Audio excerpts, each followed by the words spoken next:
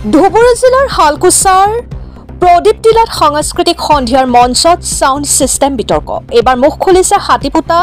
প্ৰদীপ টিলা যুৱ সংঘৰ উদ্যোগত অনুষ্ঠিত হোৱা বিহু উদযাপন সমিতিয়ে। এক সংবাদমেল যোগে সমিতিয়ে এইবাৰ উভতি ধৰিছে লোৱাৰ Assam sound এছ'চিয়েশ্যনক।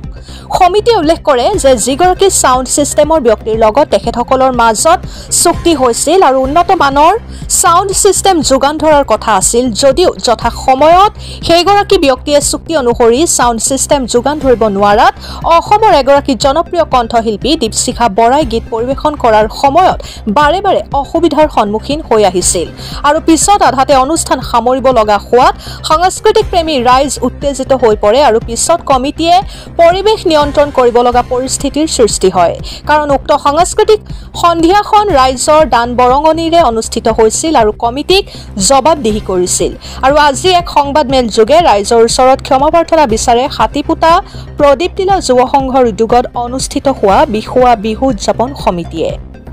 Bureau report Arunoday Assam. নমস্কাৰ, মই তৰুণদেৱ বৰ্মন। হাতীপুতা প্ৰদীপ টিলা যুৱ সংঘৰ সৌজন্যত যোনখন বিহু আৰু বিচুৱা অনুষ্ঠিত হয়, কিন্তু আমি হয়তো এইবাৰ বিহু বিচুৱা পতা নাই, সাংস্কৃতিক সন্ধিয়া পাতিছোঁ, তাৰে মই মুখ্য উপদেষ্টা। আমাৰ আজি সংবাদমেলখন পতাৰ আচল উদ্দেশ্যটো, যোৱাকালি আমি এটা ভিডিঅ' পাইছিলোঁ য'ত আমাৰ 22 তাৰিখে নিশা 22 মে' নিশা যোনখন আমাৰ সাংস্কৃতিক অনুষ্ঠান হৈছিল, তাতে মাইকৰ যান্ত্ৰিক বিজুতি বুলি মই এইটো কাৰণে নকওঁ, যান্ত্ৰিক বিজুতি আচানক বা হঠাৎভাৱে হোৱা এটা কাৰণ থাকে, কিন্তু আমাৰ গোটেইটো প্ৰগ্ৰাম বেয়া হৈছিল। কাৰণ এটা আছিল, মাইকে আমাৰ দিব পৰা যোনখিনি ক্ষমতা বা দিব পৰা যোনখিনি আমাক লাগিছিল সেইখিনি দিব পৰা নাছিল। তাৰ পিছৰ পৰাই ভালেখিনি সমস্যাৰ সৃষ্টি হৈছিল। তাৰপিছত মই যোনটো ভিডিঅ' বনাইছিল বা যোনটো ইহঁতে এলিগেশ্যন আমাৰ ওপৰত লগাইছিল, তাৰ ওপৰতে মই কেইটামান কথা ক'ব বিচাৰিছোঁ।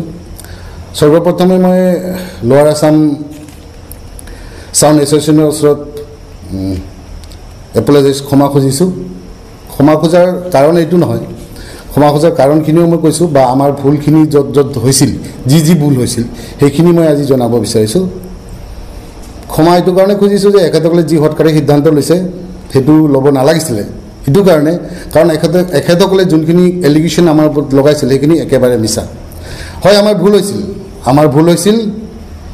এই আমি যাৰ লগত সাউণ্ড ছিষ্টেম এগ্ৰিমেণ্ট হৈছিল, এখেতসকল হ'ল আমাৰ এই যে লক্ষী পূজা, দুৰ্গা পূজা বা হৰি পূজা নিচিনা অনুষ্ঠানত বগী চলোৱা, তো এখেতসকলে ইমান ডাঙৰ অনুষ্ঠান এটা চলাব নোৱাৰে। সেইটো ইহঁতৰ লগত আমাৰ এগ্ৰিমেণ্ট কৰাটো আমাৰ ফাৰ্ষ্ট ভুল।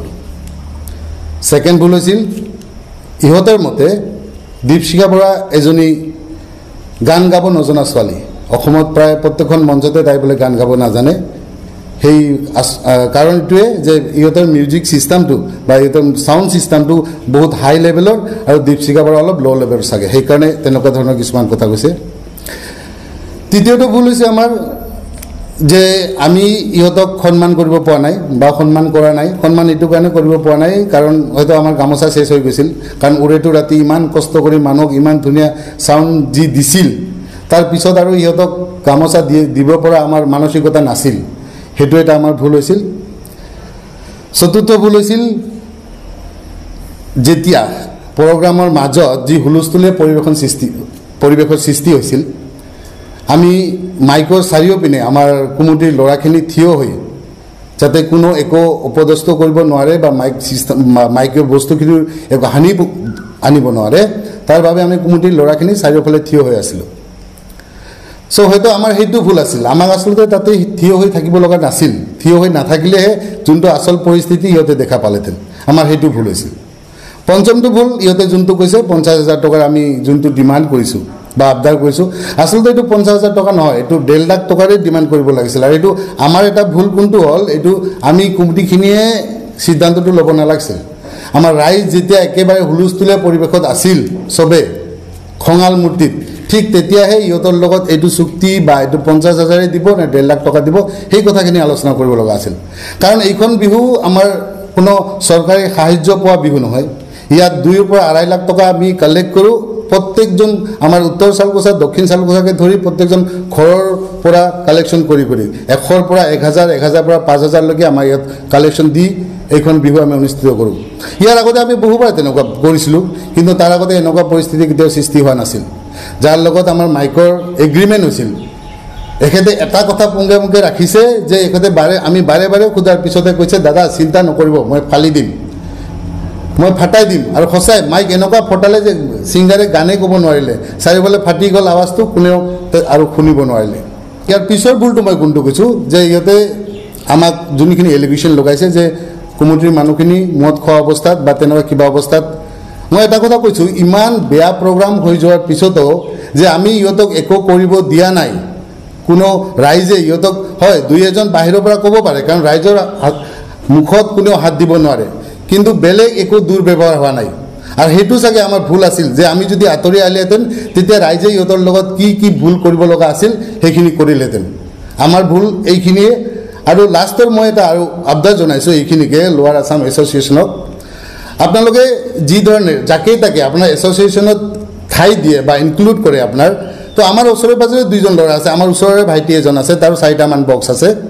তাকো আপোনালোকে এছ'চিয়েশ্যনত ইনক্লুড কৰক সিহঁতেও এখন বিহুত যাব আৰু তাৰ চাউণ্ড বেয়া হ'ব আপোনালোকে ৰাতিপুৱা আহিব আকৌ প্ৰেছ কনফাৰেন্স দিব যে কমিটিখন কমিটি বেয়া ব্যৱহাৰ কৰিছিল তাৰ কাৰণে আমি সেইখন ফিল্ডকো বয়কট কৰিছোঁ যি ধৰণে আমাৰ ফিল্ডৰ বয়কট কৰাৰ কথা কৈছে এই এনেকৈ প্ৰত্যেকটো ৰাতি বা প্ৰত্যেকখন বিহুৱে তহঁতৰ এছ'চিয়েশ্যনৰ মানুহখিনি আহিব চাউণ্ড বেয়া হ'ব ইহঁতে কমপ্লেইন কৰিব তেনেকৈ আমাৰ ধুবুৰী গোৱালপাৰা কোকৰাঝাৰ চিৰাঙকে ধৰি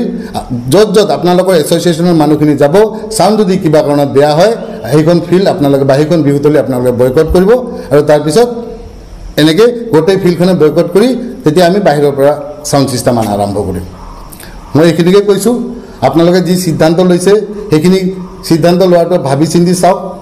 ভুলটো কাৰ আছিলে কমিটিৰ ভুল আছিলে নে আপোনালোকৰ ছিষ্টেমত ভুল আছিলে গতিকে বেলেগৰ ওপৰত কিবা এটা হেৰি কৰাৰ আগতে যে ইহঁতে বেয়া আছিলে বেয়া কৰিছে তাত আৰু এটা কথা মই পাহৰি গৈছোঁ এই যোৱা ভিডিঅ'টোত ইহঁতে যোনটো এলিগেশ্যন লগাই ভিডিঅ' এটা দিছিলে তাত কৈছিল যে ইহঁতে চাহ খাবও আমাক দিয়া নাই বা তেনেকুৱা ধৰণৰ কিবা ব্যৱহাৰ কৰিছে মই এটা কথা কৈছোঁ ইহঁতে চাহ খোৱাৰ ঠিক 10 মিনিটমান আগত মই ইহঁতক ৰিকুৱেষ্ট কৰিছোঁ দাদা আমি